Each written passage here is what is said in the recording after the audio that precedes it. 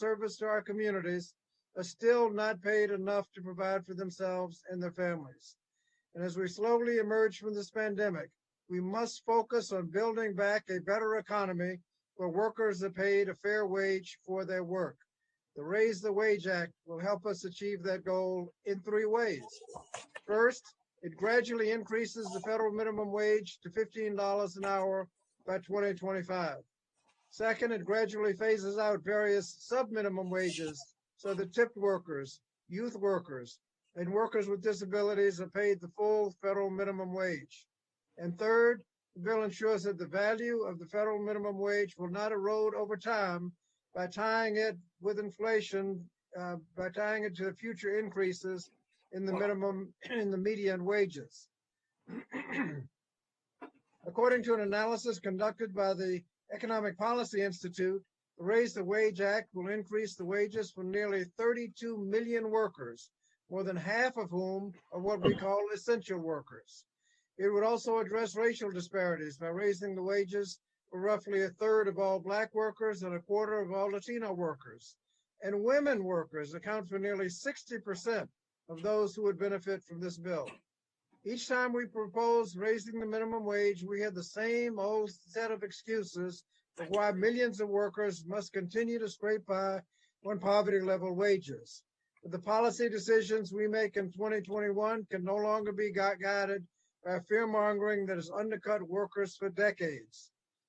As far back as 1938, President Franklin Roosevelt addressed some of these concerns by saying, "Do not let any calamity-howling executive with an income of $1,000 a day tell you that a wage of $11 a week is going to have a disastrous effect on all American industry."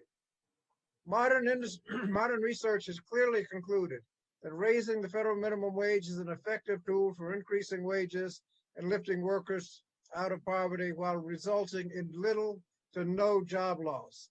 The American people have reached a clear consensus on that as well. On state-level ballot initiatives and nationwide polls, Americans across the political spectrum and around the country have repeatedly demonstrated overwhelming support for raising the minimum wage to $15 an hour. In red states, including Arkansas, Missouri, and most recently Florida, voters have passed minimum wage increases by wide margins. In fact, the support for raising the wage has increased during the pandemic. In 1938, under the shadow of the Great Depression, Congress established a federal minimum wage to increase paychecks for American workers and boost the economy. More than 8 decades later, we must again take that same kind of decisive step to lift millions of workers out of poverty and build an economy where everyone can succeed. Thank you. And now it is my pleasure to introduce an early supporter, an early leader in the movement for the $15 minimum wage, and the incoming chair of the Senate Budget Committee, Senator Bernie Sanders. Chairman Scott, thank you very much for your introduction, and we thank all of my colleagues who I know have been fighting for this issue for years. Pleasure to be with you all. Look, I don't have to tell anybody, least of all the people on this call, that our country faces major economic crises. Real unemployment today is at 12%, and last month alone, 140,000 workers lost their jobs. Today in America, we are facing massive income and wealth inequality, people on top doing phenomenally well, while ordinary workers all across this country are struggling to feed their kids. And in the midst of all of that, we must never lose sight of the fact that over half of the workers in America today, the richest country in the history of the world, are living paycheck to paycheck. Car breaks down, a medical emergencies, these families suddenly find themselves in terrible financial catastrophe. So let us be clear, and I don't think there's any debate about this. There ain't nobody in America, not in the North, the South, the East, or the West, who can survive on $7.25 an hour federal minimum wage. You can't make it on $9. You can't make it on $12 an hour. And our job as the United States government is to make it clear, and Chairman Scott made this point, and others will make it as well, that in the richest country in the history of the world, if you work 40 hours a week, you should not be living in poverty. Minimum wage must be a living wage, enabling people to live with dignity. It is unacceptable that Congress has not passed an increase in the minimum wage since 2007, 14 years ago. It is a national disgrace that the minimum wage has lost over 30% of its purchasing power since 1968. Yes, now is the time to raise the minimum wage to a living wage, at least $15 an hour.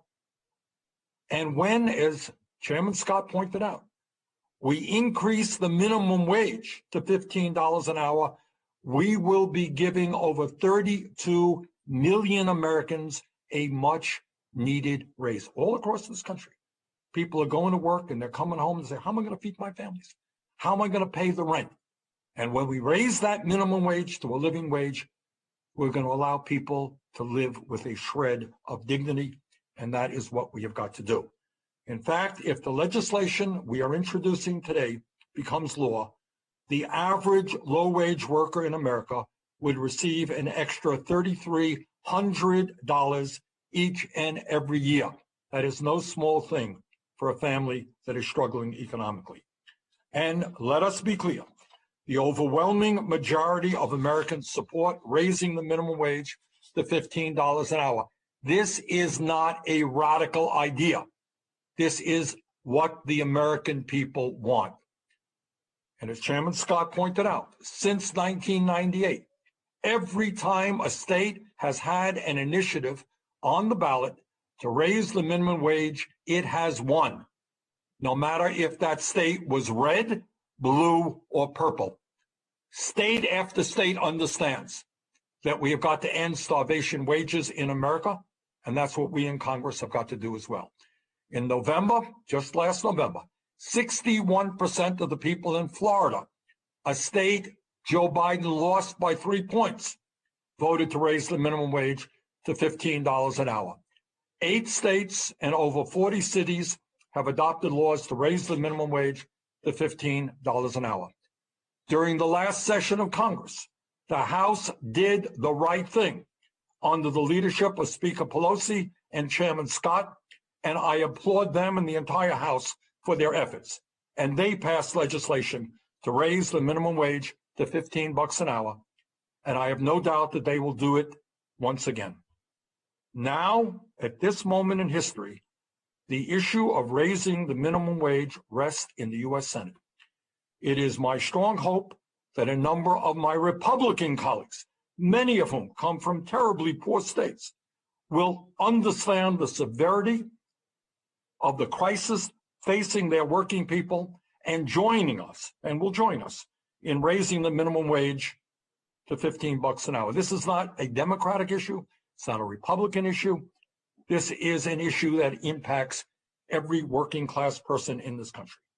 So no matter whether you're a Republican, a Democrat, or an independent, all of us understand that no one in America can make it on starvation wages. So my hope is we will bring Republicans on board. But we must understand that at this moment, the issue of starvation wages in America is a national emergency. If we cannot get enough Republicans to vote for this legislation under regular order, we cannot simply take no for an answer. We must raise the minimum wage to $15 an hour, either through budget reconciliation by a simple majority vote in the Senate. And as the incoming chair of the Senate Budget Committee, that is exactly what I will be fighting to do.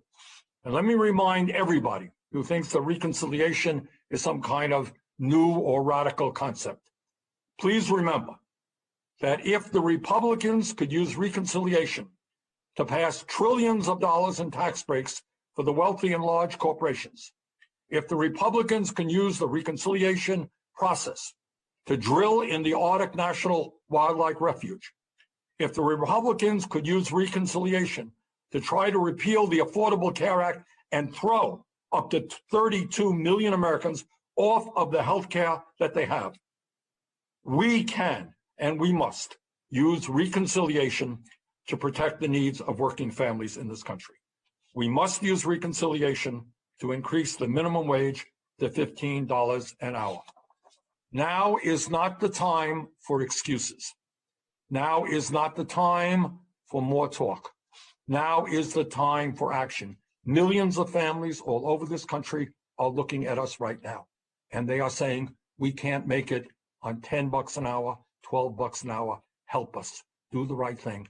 And that is exactly what we must do. And now it is my pleasure to introduce Fran Marion. Fran is a 40-year-old parent of two and a McDonald's worker from Kansas City who is currently earning $12.50 an hour. Fran, thank you so much for joining us. Thank you for having me. It is an honor.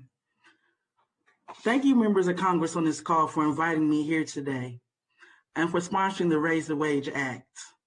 As you heard, my name is Fran Marion. I work at McDonald's in Kansas City, Missouri, and I'm a leader in the fight for $15 in the union. I'm so proud to join you today for the reintroduction of the Raise the Wage Act. Less than 2 years ago, I had the privilege of sharing my story with many of you in Washington, D.C. On the historic day the House passed an earlier version of this bill, but we still have some unfinished business. We need to make $15 an hour the law of the land, and the reintroduction of the Raise the Wage Act under a new administration and the 117th Congress fills me with hope. I want everyone to understand the impact the Raise the Wage Act will have on millions of workers like myself. Simply put, $15 an hour will be life-changing.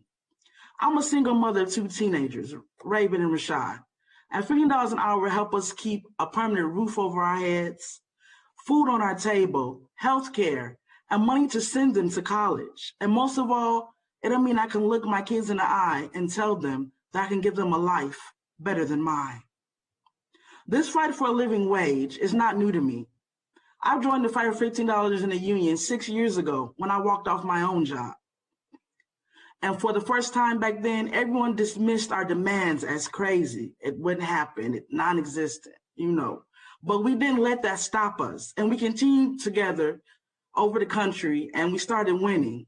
We put 42% of US workers on a path to 15. 8 states plus Washington, D.C. have passed $15, including Florida last year, where more than 60% of voters voted for $15 on the same night former President Trump won the state. But still, too many of us, especially Black and brown workers on the front lines of this pandemic, have been left behind and our communities have been devastated. This crisis has revealed too many racial and economic injustices we have faced for generations. Raising the wage to $15 an hour for our communities must be part of our nation's recovery. The federal minimum wage has been stuck at $7.25 for more than 10 years. It's time to make $15 the floor for all of America. It is the bare minimum workers everywhere of every race need to survive. I want you to hear me and feel what I mean when I say that we cannot keep waiting. And that's why we need our leaders to pass this legislation within the first 100 days of President Biden's administration. My children and the children of tens of millions of workers across our country, we need this. They need this because we are worth more. And again, I thank you.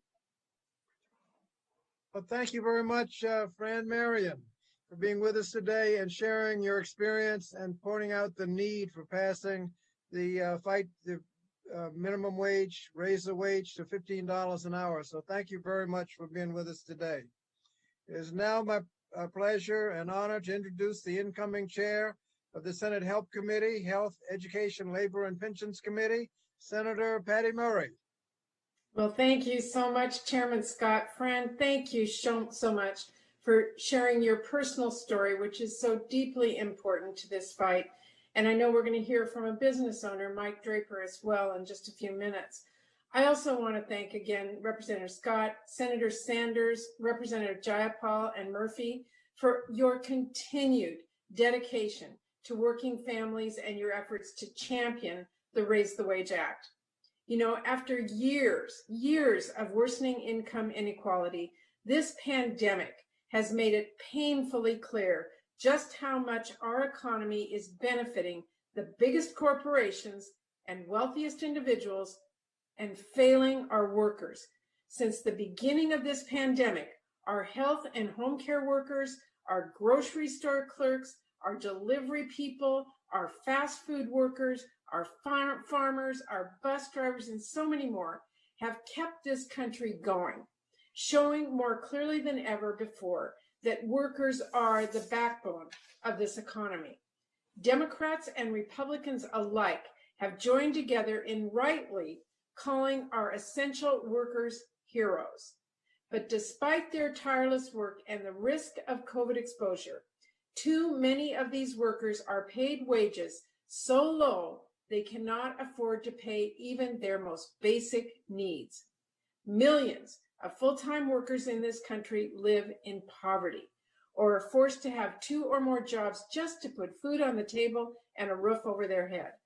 We've got to be clear-eyed about the reality that because of systemic inequities and discrimination, workers of color, and in particular women of color, are much more likely to be paid poverty-level wages. This pandemic should be a wake-up call that these workers who are called our heroes deserve more than $7.25 an hour. Democrats are asking for $15 an hour because no one working a 40-hour week should be making $15,000 a year. That's why we are introducing the Raise the Wage Act today, one of the first acts of this new Democratic Congress. This legislation will give 32 million people a raise, including 31% of Black workers and 26% of Latino workers. 59% of working women will finally get a raise, helping them make ends meet and support their families. This bill will also end the tipped subminimum wage and provide economic security to restaurant workers and others. This is especially important given that most tip workers are women, and given that women of color make up a disproportionate amount of tipped workers. This only further exacerbates racial inequities in our economy. These workers are facing increased levels of harassment and exposure to the coronavirus during this pandemic, but still making wages as low as $2.13 an hour plus tips. And this bill will finally end the subminimum wage for workers with disabilities, a policy that is discrimination, plain and simple. It is unconscionable that in this country, it is still legal to pay people with disabilities pennies on the dollar, simply because they have a disability. If we are committed to an economy that works for everyone, we need one fair, livable wage for everyone. We won't accept carve-outs, and we won't accept leaving anyone behind. We need to do more than tweet our accolades or introduce resolutions. It is time we thank our frontline workers by ensuring their right to a livable wage and pass this legislation. So any of my colleagues who agree that $15,000 a year is not enough to live on should support this bill. But let's be clear, giving millions of workers a sorely needed and much deserved raise is just one of many steps we have got to take to move towards an economy that benefits all of us. From fair wages to keeping workers safe and free from harassment to protecting their right to organize. With the Biden administration and a Democratic Congress, I will do everything I can to advance policies that support workers and working families. Thank you. And with that, I have the great honor to introduce my great friend and partner from Washington State, who stands up for our working families every single day, Congresswoman Jayapal. Great to be with you today. Thank you so much, Senator Murray, my United States Senator, for your work and representing our state so powerfully. And thank you, Fran, for stating so clearly what is at stake here. Also, Chairman Scott, you have been a tremendous leader for us in the House, and my friend, Senator Sanders, you have been at the forefront of this fight for raising the wage and so many other policies that benefit working people. This legislation is near and dear to my heart. For decades before coming to Congress, I was an organizer for immigrant and civil rights and for economic justice, organizing alongside labor unions and working people of all races, fighting for a minimum wage that is a living wage. And thanks to the power of strong unions and community organizations, our state, Washington State, was the first state in the country to tie minimum wage to inflation. And thanks to the courage of fast food workers like Fran, who began in late 2012, walking out on their jobs to protest their low wages, a movement spiraled throughout the country, including in my home city of Seattle. In January of 2014, I served on the Mayor's Income and Equality Committee, made up of labor, high road businesses, and community activists. And together we drafted the details of Seattle's $15 minimum wage proposal. Just months later, it passed, making my home city of Seattle the first major city in the country to enact a $15 minimum wage. Now, we heard a lot of hand-wringing then, just as we did when we passed the Raise the Wage Act in the House of Representatives, about all the terrible things that would happen if you passed an increase to the minimum wage. What actually happened in Seattle in the years that followed? We had stronger businesses, healthier families and communities, and a growing economy. In 2019, Forbes ranked us as the #1 place for businesses and careers. Our economy grew at 3 times the rate of the median U.S. city. We had one of the lowest unemployment rates in the country prior to the COVID-19 pandemic. And just yesterday, recognizing what workers on the front lines are doing for all of us, the Seattle City Council also unanimously passed a $4 crisis hazard pay increase for grocery store workers and larger chains to acknowledge the risk and the contributions of frontline workers who have kept our communities going through this pandemic. We are a city that has learned that when we work hard to take care of the workers who take care of us, it is good for all of us.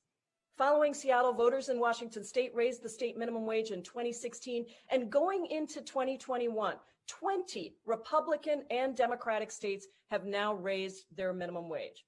But the city and the state that you live in should not determine whether or not you can make a living wage. Every worker in America should be able to make a living wage. The federal minimum wage, as you've heard, has not been increased in a decade. A big part, but not the only thing, that is responsible for that growing income and wealth inequality in America. Millions of people are still working full-time, still living in poverty, even as the rich get richer in the midst of a pandemic. Our current federal minimum wage is a disgrace. $7.25 an hour means just $15,000 a year. How can you feed your family or pay rent or even think about having just a bit of savings for an emergency? And today, in the midst of multiple crises that face our country, it is a moral imperative that we raise the federal minimum wage immediately. Last session, the People's House with Chairman Scott and Speaker Pelosi in the leadership passed the Raise the Wage Act, and we're ready to do it again. And now we have a president, Biden, who believes that we should pass a $15 minimum wage and a Senate led by Democrats ready to work for the people. So let's get to work and let's help tens of millions of Americans have hope for a better life by raising the federal minimum wage. And now it's my honor to turn things over to my colleague and a champion for raising the federal minimum wage, who comes from that state of Florida, who just passed an increase to the minimum wage, my friend, Congresswoman Stephanie Murphy. Thank you so much, Congresswoman Jayapal. And it's such an honor to be on this call with you and the Chairman Scott, as well as our colleagues on in the other chamber, the senators. As many of you may know, I wasn't blessed to be an American citizen. I was born in Vietnam, and when I was just a baby, we fled Vietnam by boat and were rescued by the U.S. Navy and given refuge in this country. And my family, we were eternally grateful to be here. But life wasn't always easy. My mom worked as a seamstress and my dad at a power plant. And together they cleaned office buildings at night, sometimes bringing my brother and I with them. My parents didn't speak English well or have a community of close friends. But what they did have, like so many other immigrants, was a really strong work ethic. My dad also had a labor union in his corner. The union spoke for him and it fought for him. And my parents worked so hard so that their children would have opportunities that they themselves never had. And that's the American dream. If you work hard and play by the rules, you should be able to succeed in this country and make a better life for your kids. But it takes real effort to keep that dream alive. And right now, too many working families are struggling to make ends meet, especially during this terrible pandemic. And one reason is that for more than a decade, the federal minimum wage has been stuck at $7.25 an hour, while the cost of living has skyrocketed. And there's no part of this great nation where $7.25 is even close to living wage anymore. It's certainly not a living wage in my Orlando district, which has both a high cost of living, especially when it comes to housing, and the lowest median income of the 50 largest cities in the country. You know, last Congress, when we passed the Raise the Wage Act in the House, I said this would not be the end of the story. And I said we would take this fight to the Senate and to the states, and that's exactly what we did. When the Senate refused to act on the bill, we didn't give up. We kept working. And now my home state of Florida, a state that supported the Republican candidate for president this past election, also voted to raise the state minimum wage to $15 an hour. And that's because this isn't a Republican or a Democratic issue. Florida voters across the political spectrum understand it's way past time that we give hardworking Americans a raise. They've earned it. And now it's impossible to deny that these are really hard times. But if we give workers a raise, they'll have more money to spend in the local economy because workers are consumers too. Everybody around here knows that I'm a fiscally responsible member of Congress. And at a time when our nation's debt has reached a troubling level, this bill will ensure fewer Americans have to rely on our government to support themselves and their families. And I think that there should be bipartisan support for that. So don't let anyone mislead you in telling you that raising the minimum wage is bad for our economy or bad for working families. At the end of the day, my reasoning for supporting this bill has not changed. In the greatest country on earth, nobody with the dignity of a full-time job should suffer the indignity of not being able to provide for themselves or their loved ones. So thank you for having me with you today. And now I'd like to introduce you to Mike Draper. Mike is the owner of Ray Gun Clothing and Home Goods, and they have grown from Iowa, Des Moines, Iowa City, Cedar Rapids, to Kansas City, to Chicago, and most recently, Omaha. With that, I'll yield you the floor.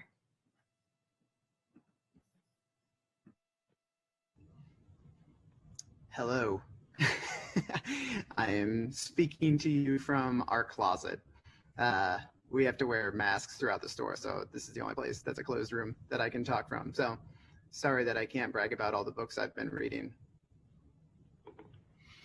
My name is Mike Draper. I own Raygun, which is a member of Business for a Fair Minimum Wage. We actually printed Fran's shirt. Thank you, Fran. I am currently sitting about 6 blocks from where I was born in Des Moines, so geographically I have not come very far in life. I started advocating for the minimum wage back in 2014 when it was only at $7.25 an hour. And then I kept advocating in 2019 when it had moved to $7.25 an hour, and here I am in 2021 and it is still $7.25 an hour. Over the course of that time, we have raised our wages from about $9 an hour to an equivalent of $13 in most of our stores, $17 in Chicago, where the minimum wage is currently, I think, $14. So we're already on track to be at $15 in about a year and a half. And while our starting wage has gone up about $4 an hour in that same time period, our cost of goods, cost of a shirt has gone up about $1. And that's a mix of many things, labor, but also cost of goods.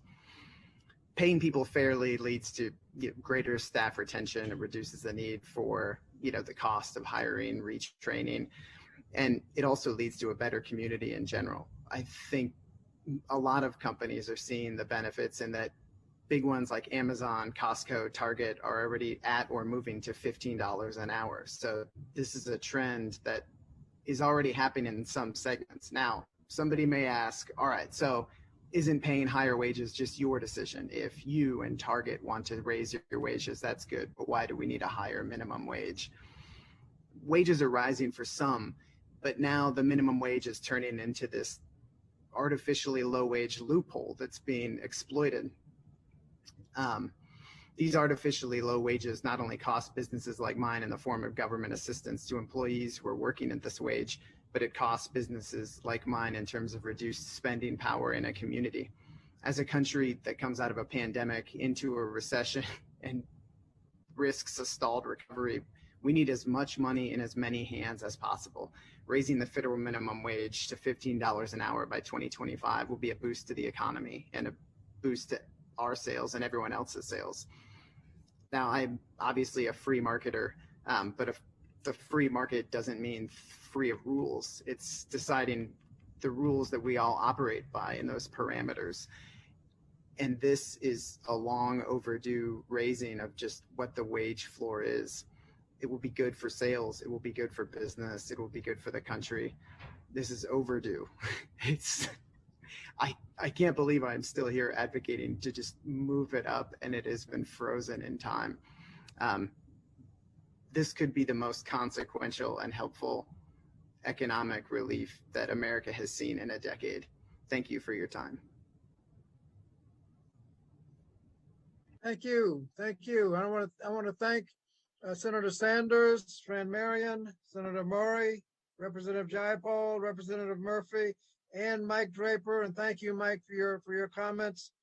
I want to thank all of you for your leadership and working to make the case to raise the wage to $15 an hour.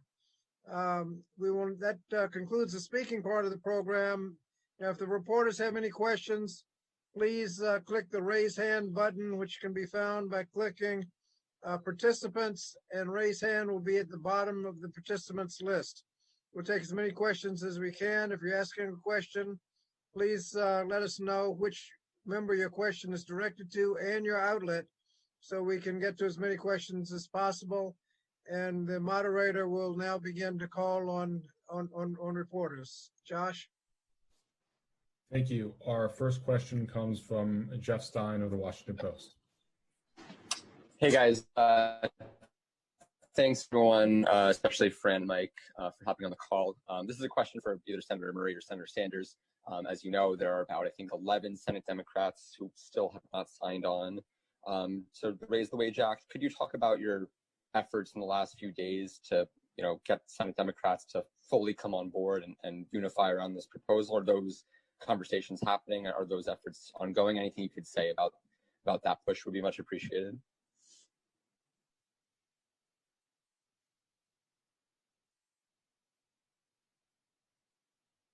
Bernie, you're on mute.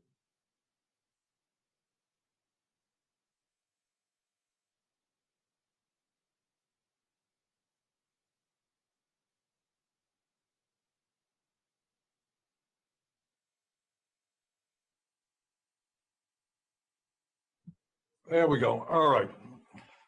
Jeff, I look at it from a different perspective. I think the good news is we have 38 members of the United States Senate who are supportive. And for, people sometimes do not co-sponsor legislation for a variety of reasons, which does not mean they're not going to support it. At the end of the day, if your question is, do I think we have 50 votes plus one to pass a $15 an hour minimum wage, I absolutely believe that we do. Our next question comes from Elon Moy of CNBC.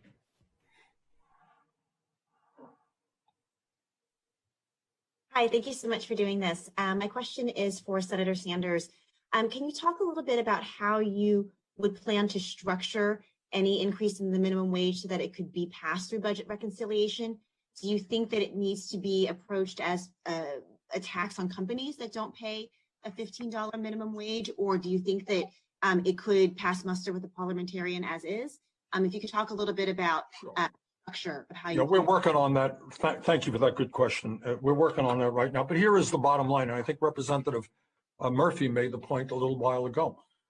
We think that raising the minimum wage to $15 an hour will mean that a whole lot of workers now who are receiving one form of public assistance or another will no longer have to be in that position. They'll be better able to stand on their own 2 feet and not need that public assistance, which means it will have a very positive impact on the federal deficit. So that, I think, is one of the major arguments that we will be making. Our next question comes from Liz Landers of Vice. Hi, this question is for Senator Sanders as well. Senator, I know you have been an advocate for the $15 minimum wage for years, really since 2016, when you first ran for president. This is going to be a gradual raise, and so it won't hit 15 until 2025, if I'm understanding this. Do you think that $15 minimum wage is going to be enough in 2025? You know, left alone, if I were the dictator of the world, I would go further, to be honest with you. I mean, you're right, Liz. We talked about this way back in 2016. And as Pramila mentioned, the state of Washington passed this a number of years ago. And every year, inflation eats into the purchasing power of the minimum wage. But we are where we are right now. So while I personally would go further, I think $15 an hour over a period of 4 years will improve life substantially for millions and millions of workers. And I'm going to do everything I can to see that that occurs. Great. Our next question comes from Rebecca Rainey of Politico. Hey, good afternoon, and thank you so much for hosting this call. So I have 2 questions. Firstly, for Senator Sanders, do you have any concerns about using reconciliation and running afoul of the Byrd rule regarding, a $15 minimum wage? And then my second question for Rep. Murphy would just be, how does the Blue Dog Coalition feel about this effort? I know there were some concerns last time when the House brought this bill to the floor. Let me go first, and then we'll get over to the Congresswoman. Look, frankly, I would be more than happy if 10 Republicans announced today that they understand that workers in their own states can't make it on $8 or $9 an hour, that we have to raise the minimum wage to $15 an hour. That would be great. But between you and me, I don't think that that is going to happen. And as I mentioned earlier, this idea of reconciliation is not a new idea. It's not a radical concept. It has been used before. And if my Republican friends can justify using reconciliation to give almost $2 trillion in tax breaks to the richest people in this country and to large corporations, if they could use it to try to repeal the Affordable Care Act and throw over 30 million Americans off the health care they have, if they could use it to get drilling in the Arctic National Wilderness, you know what? We can use reconciliation process to protect working families who are struggling today in a way that they have not since the Great Depression. So I think we absolutely can make the case to the parliamentarian that what we're doing is consistent with the Byrd rule and that it should pass muster.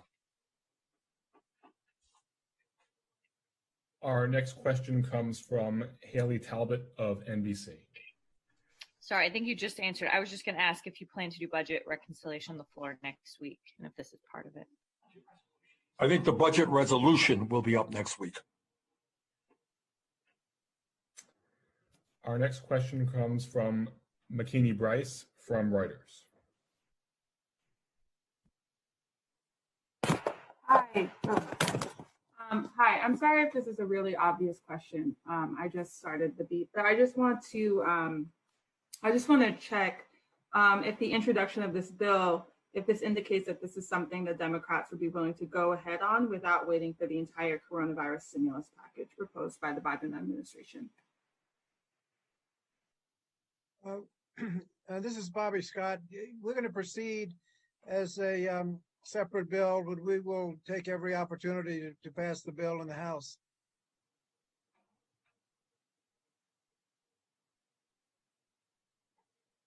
Great. Our next question comes from Niv Ellis of The Hill.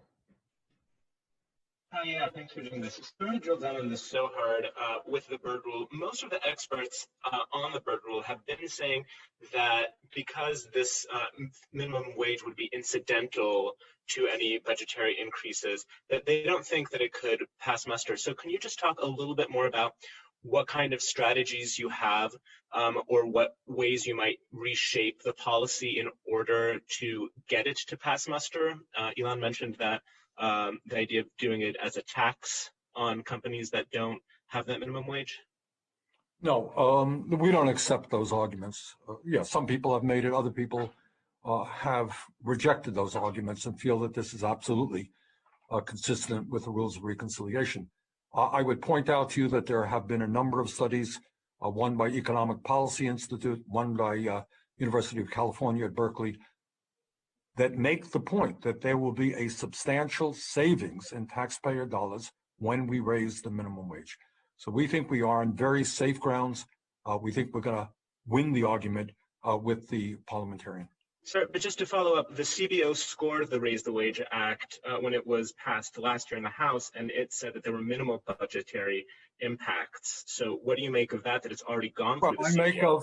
Well, we talked to the CBO just the other day, and they did not consider I think the broad implications of what raising the minimum wage would be. They looked at it rather narrowly. But the bottom line, and I think common sense makes this point, if millions of workers receive a pay increase, there will be less dependency on public assistance, which will have a significant impact on the deficit, which means that it should be considered as part of reconciliation. Thank you very much. Our next question comes from Eleanor Mueller from Politico. Hi there, and thank you so much for making this call happen today. My question is for whomever wants to take it, but pretty straightforward. I mean, you said, Chair Scott, that you want to pursue the bill separately, outside of any other efforts to get it cleared. Do we have any kind of timeline for when we could see it on the floor? It would be early in the session. We're in organizational phase now. As chair of the committee, I don't have all of the committee members. Next step would be to organize the committee. So we're in organizational efforts right now. I think we may be able to bring it to the floor without going through committee, since it's already been through committee in the last Congress. So we're going to move it as quickly as we can. Everybody understands the issue, and it's already passed the House. A lot of the same members will be voting on it again. So as quickly as we can, but we're just getting organized right now, so things are a lot slower than I would like, but that's just what happens at the beginning of a session. Thank you, Chairman. And we have time for one last question, and we'll go to John Steingart from Law 360. Hi, thanks for taking my question. My question is for Chairman Scott. I noticed that this bill differs from the one that the House passed last year in that it drops the requirement for GAO to report on minimum wage in the Northern Mariana Islands, which is treated differently under the Fair Labor Standards Act. And I was wondering if the territory is something that you plan to address. I'm sure we will. We tried to keep it as close to the bill that we passed as possible. So that was not. We didn't take that. That was not a. That wasn't a big deal in the bill. We wanted as close to the bill that we passed as possible. Well, if that's the case, the bill, it's in the bill that you passed, so you eliminated it. I'll look at that. and I'm sure Mr. Sablon will make sure it's back in there. Thank you.